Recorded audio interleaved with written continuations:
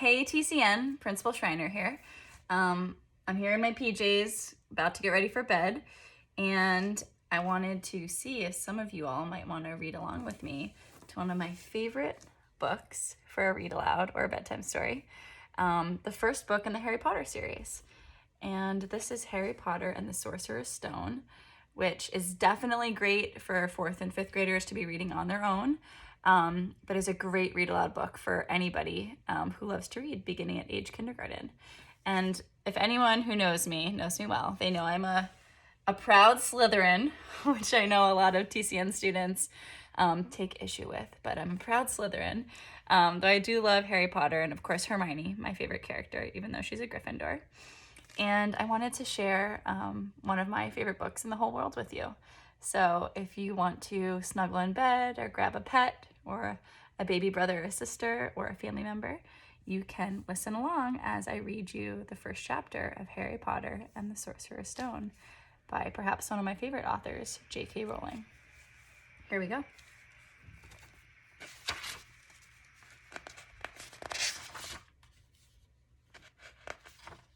Chapter 1, The Boy Who Lived. Mr. and Mrs. Dursley of number 4 Privet Drive were proud to say that they were perfectly normal, thank you very much. They were the last people you'd expect to be involved in anything strange or mysterious, because they just didn't hold with such nonsense. Mr. Dursley was the director of a firm called Grunnings, which made drills.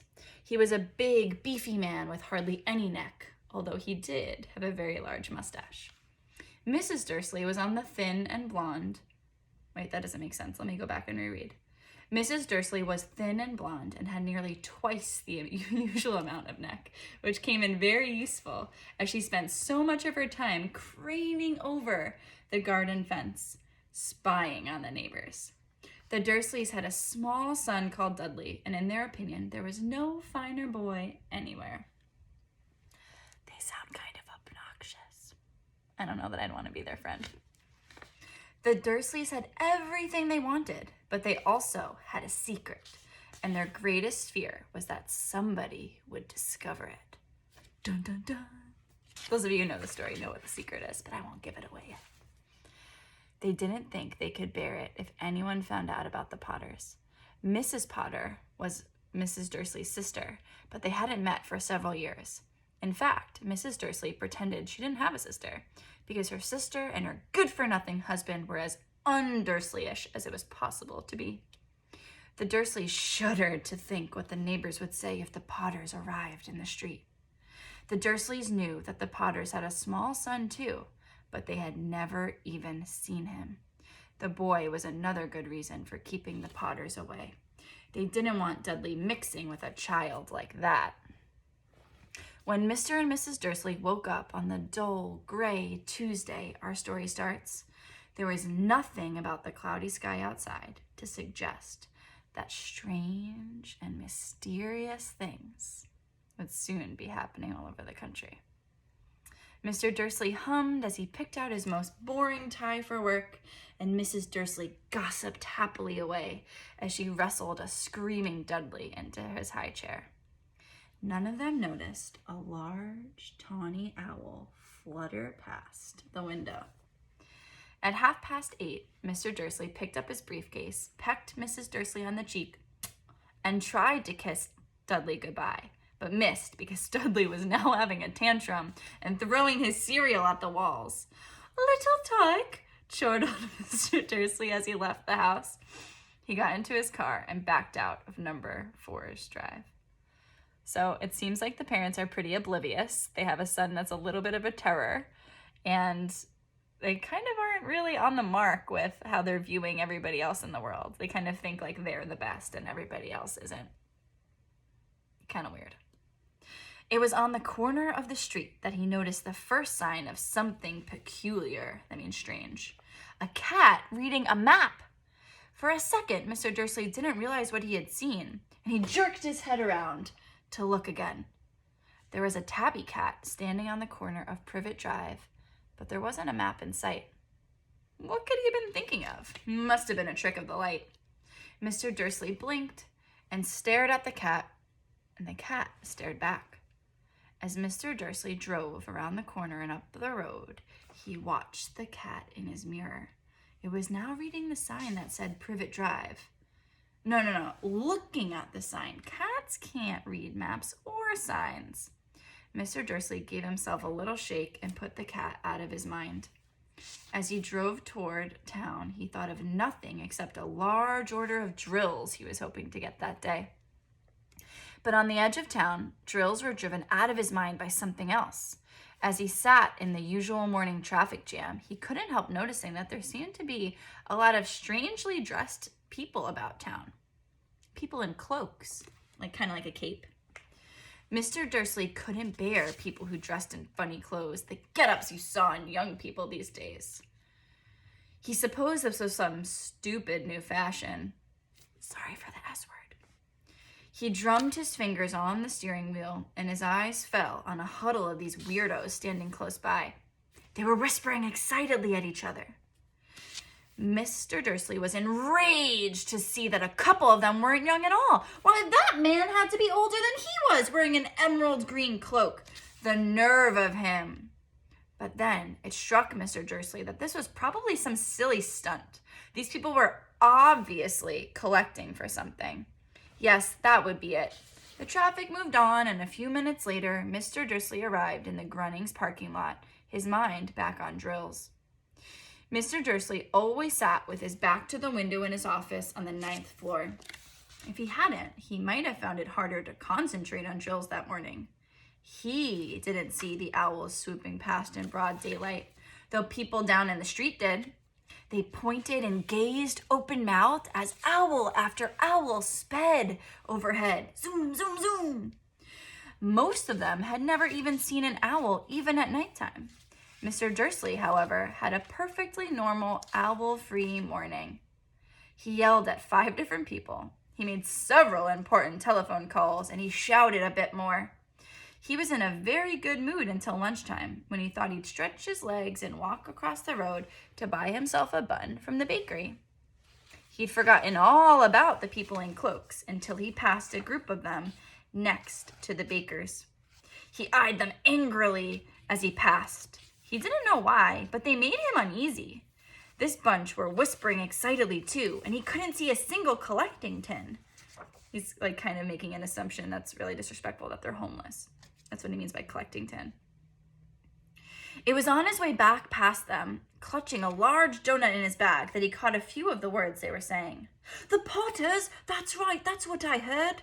Yes, their son, Harry." Mr. Dursley stopped, dead. Fear flooded him. He looked back at the whisperers as if he wanted to say something to them, but he thought better of it.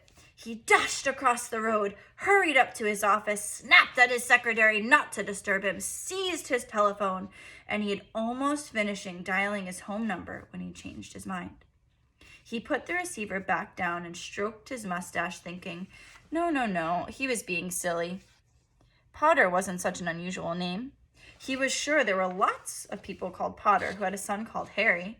Come to think of it, he wasn't even sure his nephew was called Harry. He'd never even seen the boy. Uh-oh, my phone's about to fall.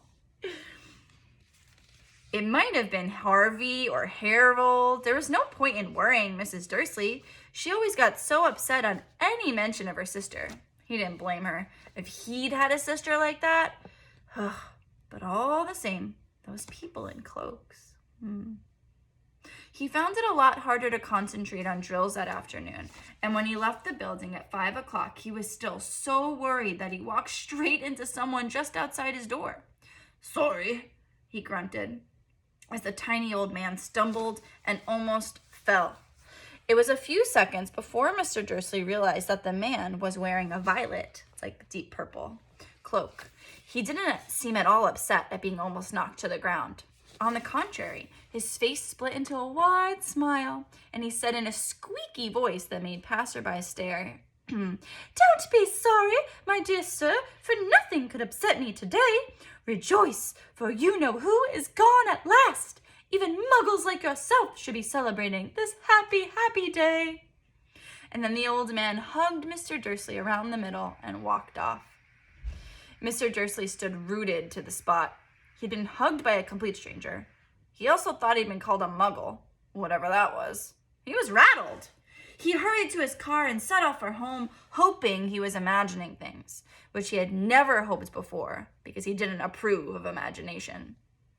As he pulled into the driveway of number 4, the first thing he saw, and it did not improve his mood, was the tabby cat he'd spotted that morning. It was now sitting on his garden wall. He was sure it was the same one. It had the same markings around its eyes. "Shoo!" said Mr. Dursley loudly. The cat didn't move. It just gave him a stern look. Was this normal cat behavior? Mr. Dursley wondered. Trying to pull himself together, he let himself in the house. He was still determined not to mention anything to his wife. Kind of makes me think like maybe his wife's a little scary, or maybe he doesn't trust her. Kind of strange he doesn't want to tell her this, don't you think? Mrs. Dursley had a nice, normal day. She told him over dinner all about Mrs. Next Door's problems with her daughter and how Dudley and her learned a new word, won't. Kind of tells us about Dudley's character. He doesn't really listen very well, and he kind of is rebellious. Mr. Dursley tried to act normally. When Dudley had been put to bed, he went into the living room in time to catch the last report on the evening news. And finally, bird watchers everywhere have reported that the nation's owls have been behaving very unusually today. Although owls normally hunt at night and are hardly ever seen in the daylight, there have been hundreds of sightings of these birds flying in every direction since sunrise. Experts are unable to explain why the owls have suddenly changed their flying patterns. The newscaster allowed himself a grin. Most mysterious. And now over to Jim McGuffin with the weather.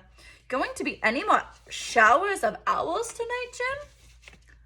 Well, Ted, said the weatherman, I don't know about that, but it's not only the owls that have been acting oddly today. Viewers as far apart as...